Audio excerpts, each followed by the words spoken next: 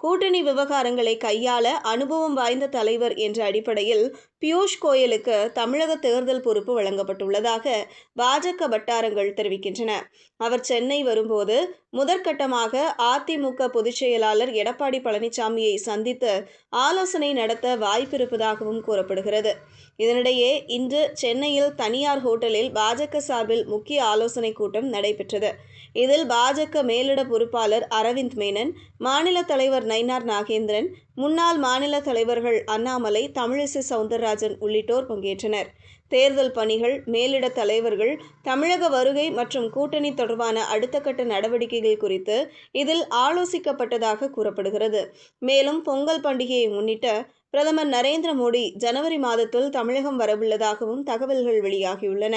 அதற்குள் தேசிய ஜனநாயக கூட்டணியில் உள்ள குழப்பங்களுக்கு தீர்வு காணப்பட்டு கூட்டணியின் இறுதி வடிவம் அறிவிக்கப்படும் என்ற எதிர்பார்ப்பு அரசியல் வட்டாரங்களில் நிலவி வருகிறது.